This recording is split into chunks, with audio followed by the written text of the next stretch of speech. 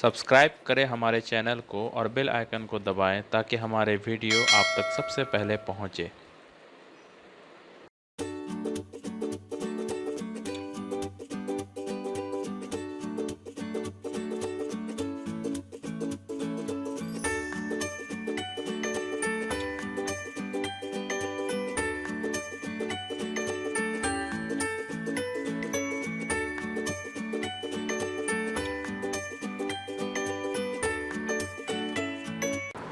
Last class में हम लोग इस क्वेश्चन को लिखे थे।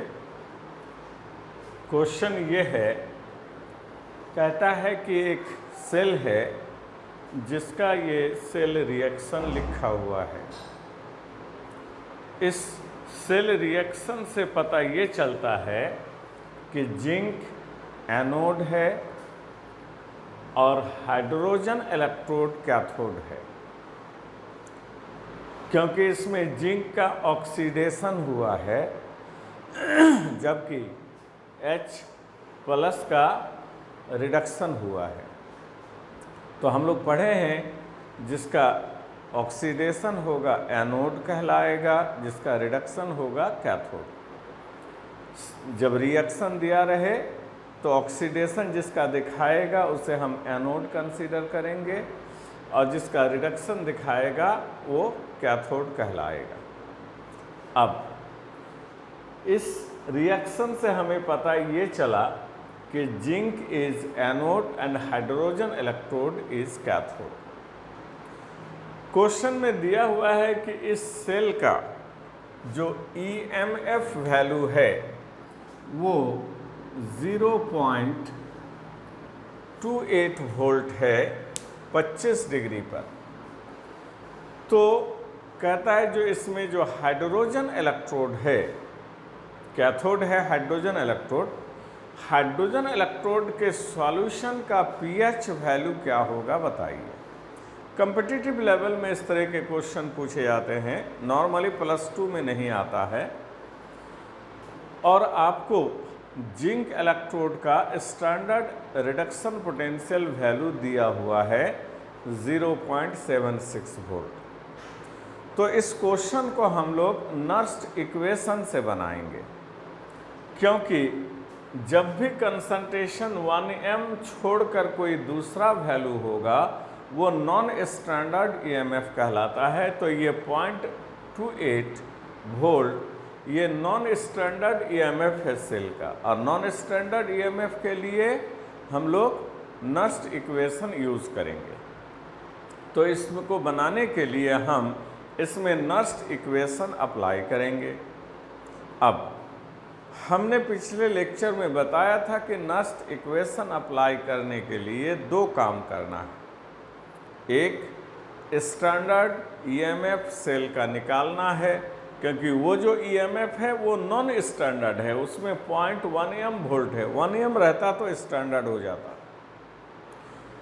तो हमें स्टैंडर्ड EMF निकालना है इस सेल का, और सेल रिएक्शन लिखना है जो कि दिया हुआ है यहाँ सेल रिएक्शन। तो हम लोग पहले इसका स्टैंडर्ड EMF निकालेंगे, उसके बाद उसका हम लोग नर्स्ट इक्वेशन अप्लाई करेंगे। तो इसके लिए लिखिए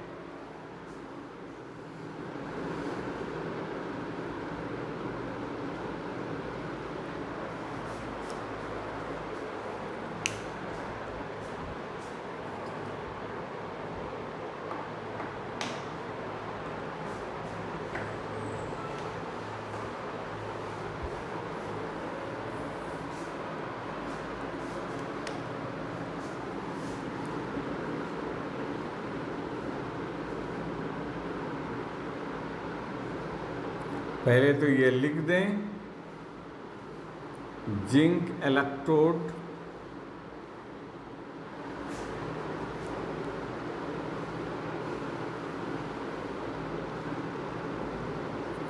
is anode,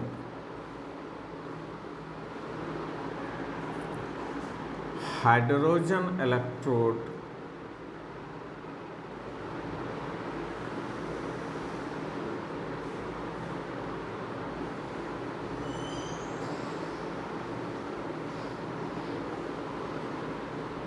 is cathode. Now, standard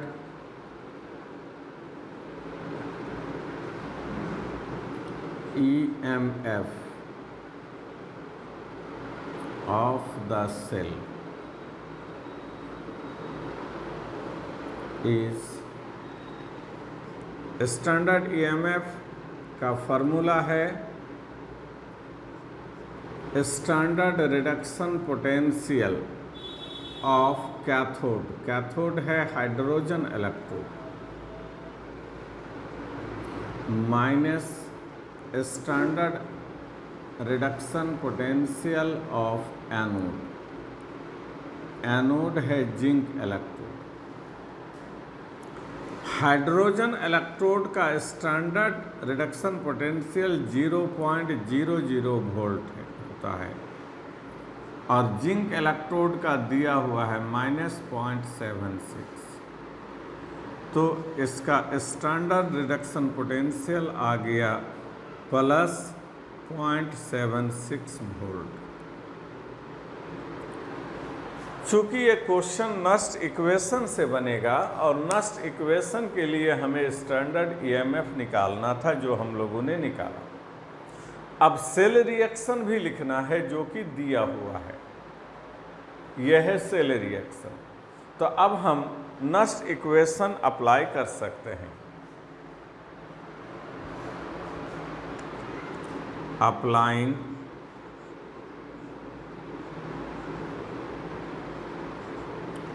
Nernst equation we get non standard EMF cell का बराबर होगा स्टैंडर्ड EMF माइनस 0.0591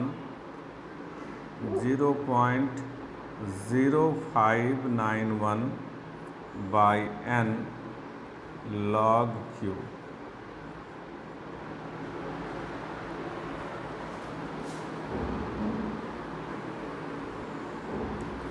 या नॉन स्टैंडर्ड EMF दिया हुआ है आपको 0.28 वोल्ट बराबर होगा स्टैंडर्ड EMF हम लोगों ने निकाला 0.76 वोल्ट माइनस 0.0591 बाई n का वैल्यू 2 है, नंबर ऑफ इलेक्ट्रॉन। चार्ज 2 है तो इलेक्ट्रॉन 2 होगी। लॉग प्रोडक्ट का कंसंट्रेशन तो आ गया जिंक आयन का कंसंट्रेशन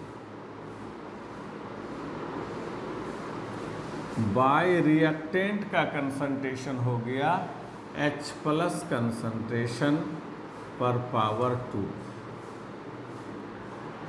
ये देखिए 2 कोफिशिएंट है जो पावर में चला जाता है। इधर हम प्रोडक्ट में हाइड्रोजन नहीं लिए क्योंकि हाइड्रोजन गैस का प्रेशर लिया जाता है जो 1 है, तो 1 रहने से कोई फर्क नहीं पड़ेगा।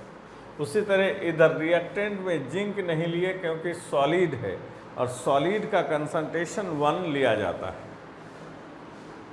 ये 0.76 को इधर ले आइए तो 0.28 माइनस 0.76 बराबर उधर बचेगा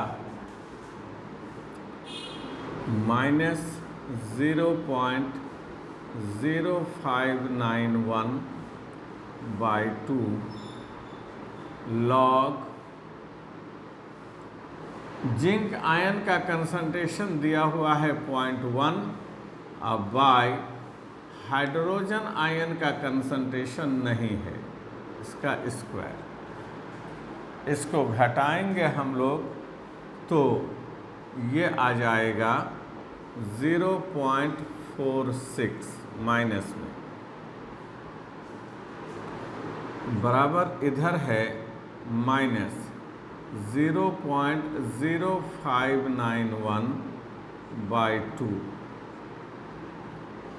इसको लिख सकते हैं हम लोग log 0.1 को लिख सकते हैं 10⁻⁻1 minus log H plus concentration का स्क्वायर, क्योंकि log m/n होता है log m minus log n। अब ये देखो यहाँ माइनस यहाँ माइनस, दोनों साइड से माइनस कैंसिल हो जाएगा, तो 2 को इधर ले आइए तो ये आ जाएगा 0.92/0.059 को भी इधर लाइए, बराबर इधर बचेगा इसका लॉग वैल्यू -1, यहाँ पावर इधर आ जाएगा log 10 1 है, और माइनस पावर फिर इधर आ जाएगा तो 2 log H प्लस कंसंट्रेशन, या 0.92/0.0591 -1 को इधर ले आएंगे तो +1 हो जाएगा, उधर बचेगा -2 log H प्लस कंसंट्रेशन। इसको हम लोग सॉल्व कर लेंगे वैल्यू को, तो सॉल्व करने पर ये वैल्यू आपका आ जाता है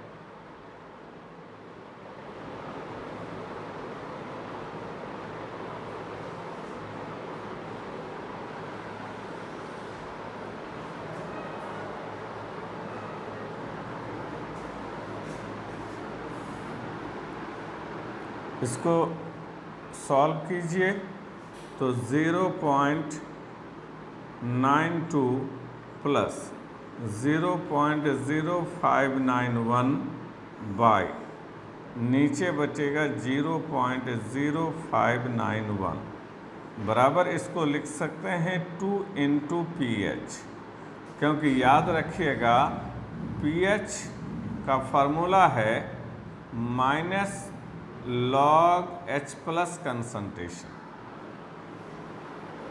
हम लोग जानते हैं pH बराबर क्या होता है, minus log H plus concentration, यह है pH का फार्मूला।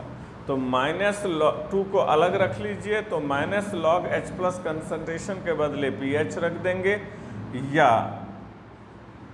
pH बराबर होगा, ये जाके 2 नीचे डिवाइड हो जाएगा, ये आ जाएगा आपको 0.9791 बाई 0.0591 × 2।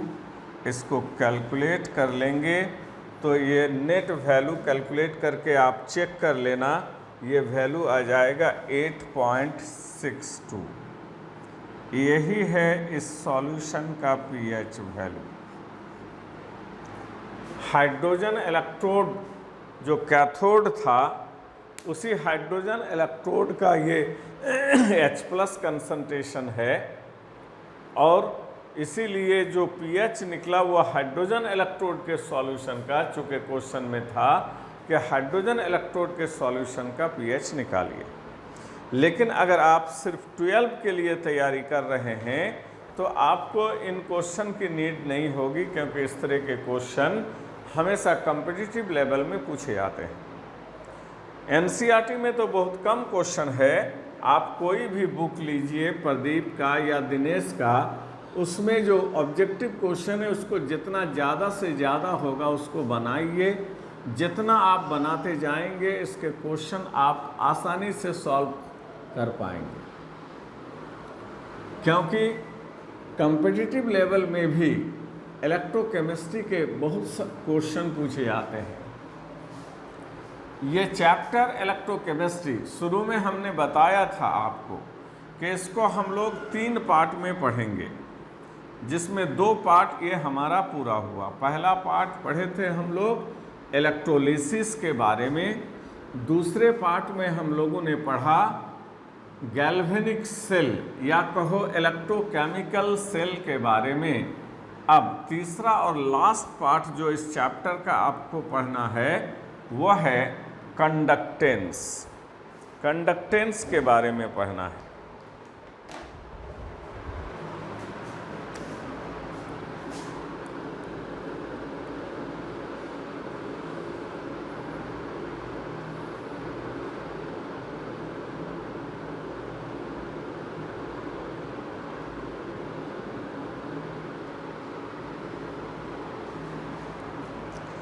हम लोग कंडक्टर कहते किसको हैं?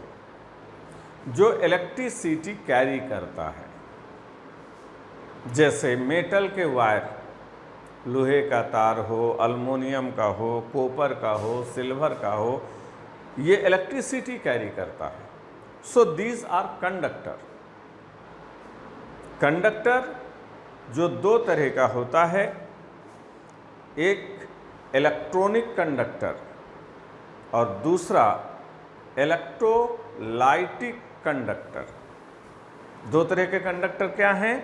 इलेक्ट्रॉनिक कंडक्टर और इलेक्ट्रोलाइटिक कंडक्टर।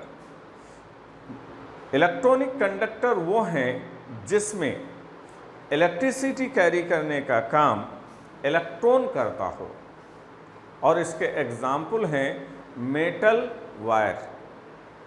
जितने मेटल के वायर हैं, तार हैं, वो सब कंडक्टर हैं and those are electronic conductor. लोहे का तार हो, कॉपर का तार हो, सिल्वर का तार हो, मेटल के वायर जो भी हैं वो इलेक्ट्रॉनिक कंडक्टर है, क्योंकि उसमें इलेक्ट्रिसिटी कैरी करने का काम इलेक्ट्रॉन करते हैं।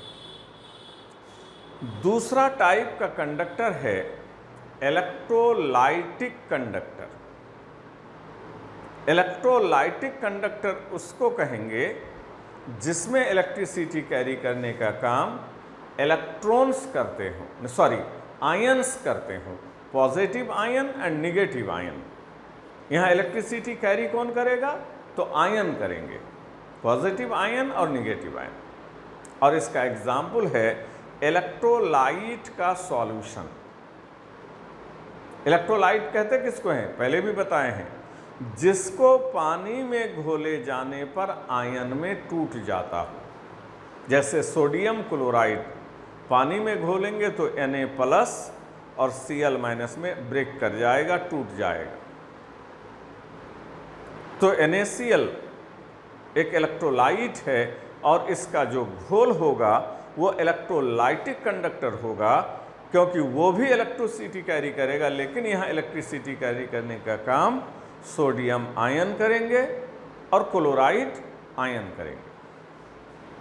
जैसे जिंक सल्फेट का घोल, जिंक सल्फेट को ज्यों ही घोलेंगे जिंक आयन और सल्फेट आयन में टूट जाएगा और वो इलेक्ट्रिसिटी कैरी करने लगेगा, जिसमें इलेक्ट्रिसिटी कैरी करने का काम जिंक आयन करेगा और सल्फेट आयन। तो ये सब सोडियम क्लोराइड का घोल या जिंक सल्फेट का घोल या सिल्वर नाइट्रेट का घोल, ये सब इलेक्ट्रोलाइटिक कंडक्टर के एग्जाम्पल्स हैं, क्योंकि इसमें इलेक्ट्रिसिटी कैरी करने का काम आयंस करते हैं, केटायन एंड एनायन। और मेटल वायर इलेक्ट्रॉनिक कंडक्टर। अब ये जो भी कंडक्टर हैं, सभी कंडक्टर एक समान इलेक्ट्रिसिटी कैरी नहीं करता। जैसे आयरन वायर से बेटर कंडक्टर है सिल्वर वायर। आयरन का वायर जितना इलेक्ट्रिसिटी कैरी करेगा उससे ज्यादा इलेक्ट्रिसिटी सिल्वर वायर करेगा। तो कोई भी कंडक्टर जो इलेक्ट्रिसिटी कैरी करता है उस प्रॉपर्टी को हम कंडक्टेंस कहते हैं। अगर ज़्यादा इलेक्ट्रिसिटी कैरी करे तो हम कहेंगे कंडक्टेंस उसका ज़्यादा है, और कम इलेक्ट्रिसिटी कैरी करे तो उसका कंडक्टेंस हम कम कहेंगे। जैसे सिल्वर वायर ज़्यादा इलेक्ट्रिसिटी कैरी कर सकता है तो कहेंगे सिल्वर का कंडक्टेंस ज़्यादा है आयरन से। इलेक्ट्रिसिटी जब कैरी होता है तो हर कंडक्टर के अंदर एक और प्रॉपर्टी है जिसका नाम है रेजिस्टेंस। और रेजिस्टेंस क्या है? ये कंडक्टेंस के सामने रुकावट। जैसे रोड में स्पीड का लिए स्पीड ब्रेकर बने होते हैं तो वो स्पीड ब्रेकर जो स्पीड को स्लो डाउन करता है उसे हम रेजिस्टेंस कहेंगे। तो एक तरह से कंडक्टर के अंदर भी एक कंडक्टर के अंदर भी एक इसी तरह का स्पीड ब्रेकर बना हुआ है जो इलेक्ट्रिसिटी कैरी करने के क्षमता को घटाता है।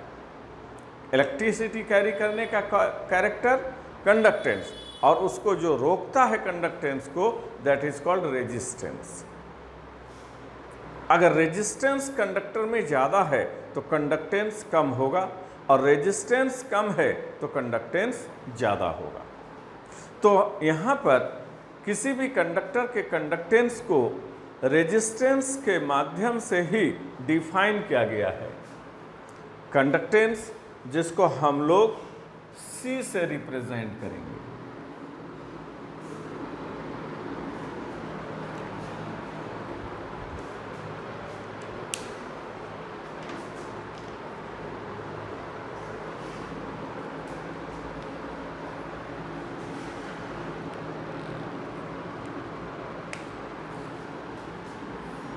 The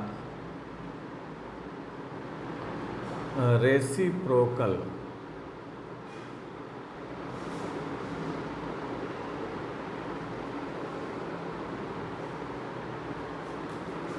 of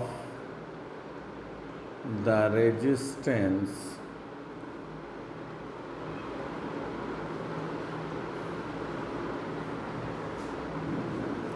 of a conductor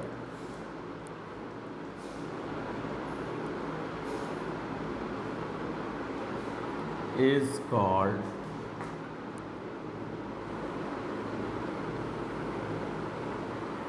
its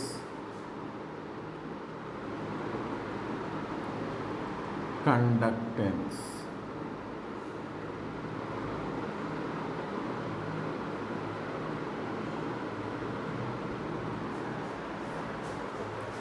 the reciprocal, reciprocal माने रिवर्स, उल्टा।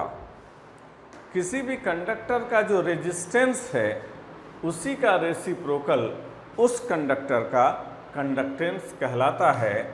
सो हम लिख सकते हैं कि कंडक्टेंस C बराबर 1/R।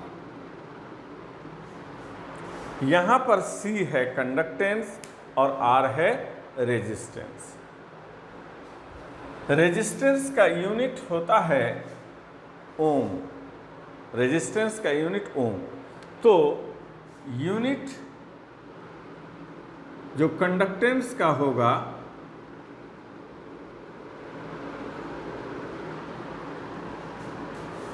Of C is ohm inverse.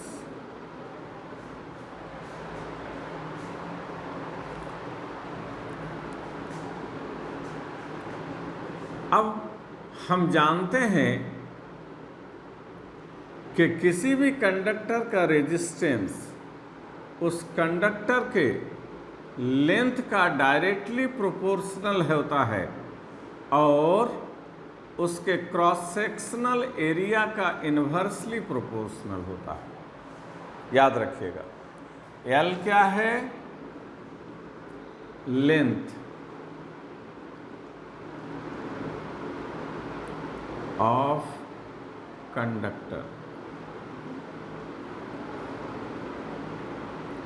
और A है क्रॉस सेक्शनल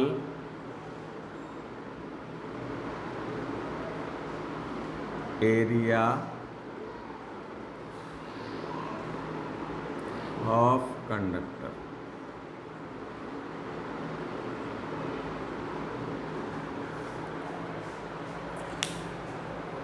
किसी भी कंडक्टर का रेजिस्टेंस उसका लेंथ का डायरेक्टली प्रोपोर्शनल। कंडक्टर का लेंथ ज़्यादा होगा तो रेजिस्टेंस वैल्यू ज़्यादा होगा, जबकि क्रॉस सेक्शनल एरिया का इन्वर्सली प्रोपोर्शनल। जैसे ये अगर कलम कंडक्टर है तो इसका जो फेस का एरिया है that is called cross sectional area. ये एरिया ज़्यादा होगा तो रेजिस्टेंस कम होगा, और ये एरिया कम होगा तो रेजिस्टेंस ज़्यादा। या ऐसे कहो, एरिया ज़्यादा होने का मतलब मोटा वायर, या अगर तार ज़्यादा मोटा है तो उसका रेजिस्टेंस कम होगा, और पतले वायर में रेजिस्टेंस ज़्यादा। उल्टा एरिया का इस एरिया का इन्वर्स होता है। या R बराबर some constant rho into L by A। इस सिंबल को आपको रो पढ़ना है। ग्रीक सिंबल जैसे अल्फा बीटा गामा होता है वैसे रो होता है। यहां पर rho is a constant called specific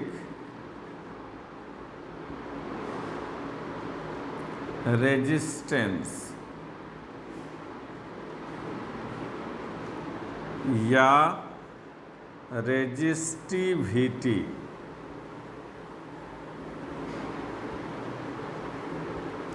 of the conductor।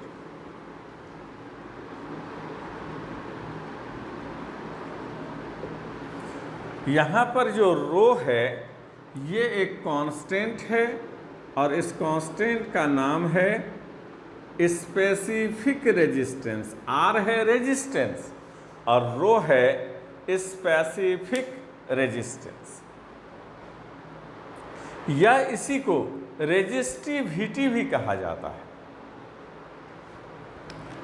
इस फार्मूला को रीअरेंज कीजिए, या 1 बाई रो बराबर 1 by R into L by A। रो को इधर ले आइए तो 1 बाई रो, R को उधर ले जाइए तो 1 बाई R, और L बाई A तो है ही। 1 बाई रो को कापा से दिखाया जाता है, इसको पढ़ना है कापा, बराबर 1 बाई R है C। ये देखिए 1 बाई R है C, और L बाई A को सेल कांस्टेंट कहेंगे, क्योंकि किसी भी सेल के लिए जो L है लेंथ और A एरिया दोनों कांस्टेंट रहता है। अलग सेल में अलग होगा, लेकिन एक सेल के लिए कांस्टेंट, और इसको कहा गया है cell constant L by A को। यहाँ पर 1 बाई रो को कापा से, इस सिंबल को कापा पढ़ेंगे, इसको रो पढ़ेंगे, इसको कापा। ये जो कापा है इसे कहा जाता है स्पेसिफिक कंडक्टेंस। C का नाम है कंडक्टेंस और कापा का नाम कंडक्टेंस नहीं, स्पेसिफिक कंडक्टेंस या conductivity of the conductor.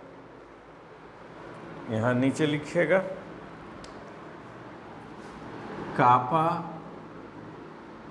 Is called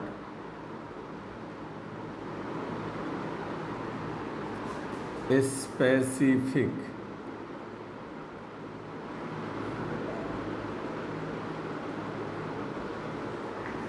conductance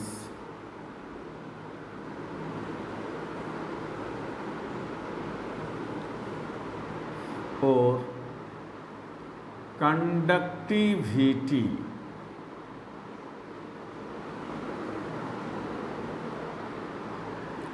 of the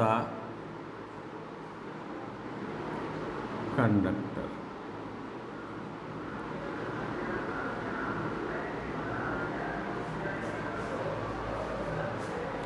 यहां देखिए, अगर हम L का मान 1 रख दें और A का भी मान 1 रख दें तो कापा बराबर C हो जाएगा।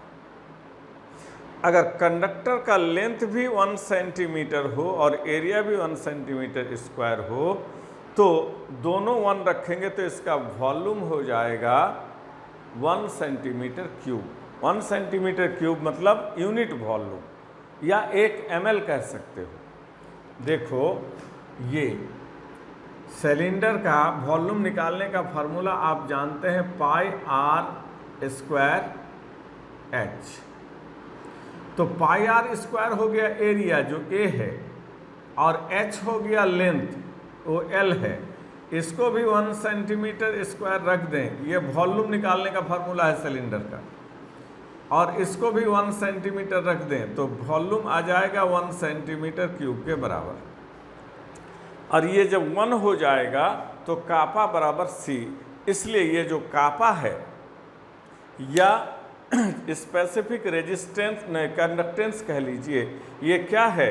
It is the conductance of unit volume. ये वॉल्यूम निकल गया 1, L और A को 1 रखने से unit volume of the conductor. It is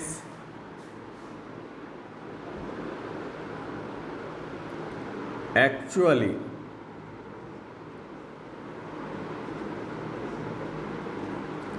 the conductance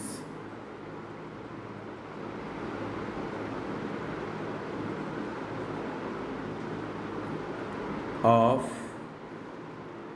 unit volume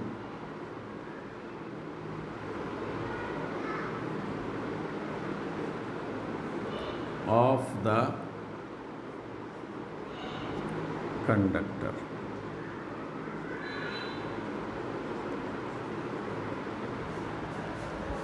ये कापा का डिफिनेशन कह लीजिए कि कापा क्या है, स्पेसिफिक कंडक्टेंस क्या है। तो इट इज़ द कंडक्टेंस, क्योंकि ये L और ये 1 हो जाएगा तो सेल कांस्टेंट ये पूरा 1 हो गया तो कापा बराबर C। तो C है कंडक्टेंस, तो कापा क्या है? कंडक्टेंस है। किसका?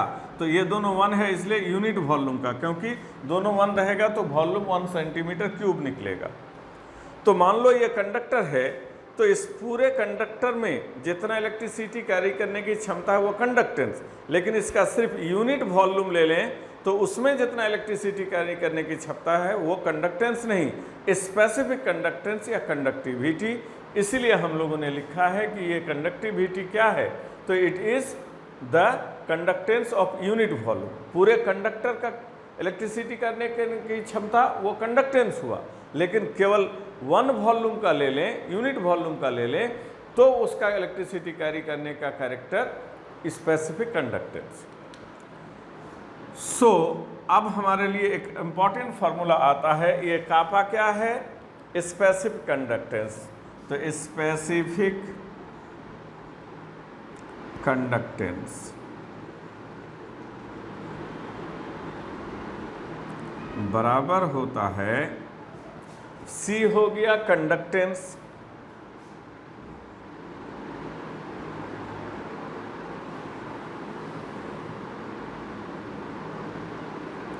Into cell constant. ये एक इम्पॉर्टेंट फार्मूला है जो क्वेश्चन बनाने में हम लोगों को यूज़ करना पड़ता है। स्पेसिफिक कंडक्टेंस बराबर होता है कंडक्टेंस इनटू सेल कांस्टेंट। तो इस फार्मूला को याद रखना है क्योंकि इससे हम लोग बहुत सारे क्वेश्चन बनाएंगे इसमें। ये अभी हमने तुम लोग के सामने कंडक्टेंस को डिफाइन किया और स्पेसिफिक कंडक्टेंस को डिफाइन किया, लेकिन अगर आप इलेक्ट्रोलाइटिक कंडक्टर के बारे में बात करें, अभी हमने थोड़ी देर पहले आपको बताया कि इलेक्ट्रोलाइटिक कंडक्टर कौन है, जिसमें इलेक्ट्रिसिटी कैरी करने का काम आयंस करते हैं, जैसे सोडियम क्लोराइड का सॉल्यूशन, जिंक सल्फेट का सॉल्यूशन, सिल्वर नाइट्रेट का सॉल्यूशन, ये सब सॉल्यूशन भी कंडक्टर है क्योंकि इससे भी इलेक्ट्रिसिटी कैरी होता है, लेकिन यहाँ पर इलेक्ट्रिसिटी कैरी करने का काम आयंस करते हैं। तो इलेक्ट्रोलाइटिक कंडक्टर के लिए दो डिफिनेशन और है जो हमें जानना चाहिए, वो है एक मोलर कंडक्टेंस और दूसरा इक्विवेलेंट कंडक्टेंस। तो ये दो डिफिनेशन भी हम लोगों को यहाँ मेंशन करना होगा। हाँ, मेटल वायर जो इलेक्ट्रॉनिक कंडक्टर है उसमें कोई मोलर कंडक्टेंस या इक्विवेलेंट कंडक्टेंस जैसा डिफिनेशन नहीं है, लेकिन अगर आप इलेक्ट्रोलाइटिक कंडक्टर की बात करेंगे, क्योंकि आप सेल बनाते हैं तो उसमें जो इलेक्ट्रोलाइट का घोल डालते हैं वो इलेक्ट्रोलाइटिक कंडक्टर है, तो ये कंडक्टेंस और स्पेसिफिक कंडक्टेंस के अलावे इलेक्ट्रोलाइटिक कंडक्टर के लिए दो डिफिनेशन और जानना चाहिए। उसमें एक है molar conductance,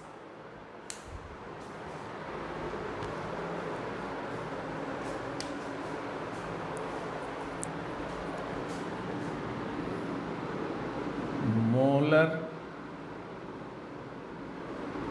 conductance,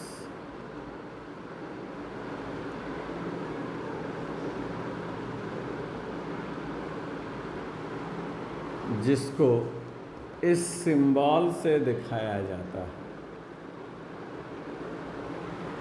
lambda M. इसको लैम्डा ऐसे भी लिखा जाता है, ऐसे, लेकिन यहाँ पर इस तरह से लिखेंगे और इसको भी लैम्डा ही पढ़ेंगे। इस तरह का लैम्डा हम आगे यूज करेंगे इसी में। एम का मतलब मोलर, मोलर कंडक्टेंस। तो जैसे सोडियम क्लोराइड का भी एक मोलर कंडक्टेंस है, जिंक सल्फेट का भी एक मोलर कंडक्टेंस है, सिल्वर नाइट्रेट का भी एक मोलर कंडक्टेंस है। तो मोलर कंडक्टेंस के लिए जिसका भी आप मोलर कंडक्टेंस निकालना चाहते हैं उसका एक मोल लेना है। जैसे सोडियम क्लोराइड का घोल लेना है तो सोडियम क्लोराइड कितना घोलेंगे, एक मोल। अगर आपको जिंक सल्फेट का मोलर कंडक्टेंस जानना है तो जिंक सल्फेट को घोलिए, कितना, एक मोल। या सिल्वर नाइट्रेट का मोलर कंडक्टेंस जानना है तो सिल्वर नाइट्रेट को घोलिए, कितना, एक मोल। तो एक मोल जब इलेक्ट्रोलाइट का आप घोलते हैं तो उसके घोलने से जितने केटायन एनायन बने वो सारा आयन मिलकर जितना इलेक्ट्रिसिटी कैरी करेगा उसी को हम उस इलेक्ट्रोलाइटिक कंडक्टर का मोलर कंडक्टेंस कहेंगे।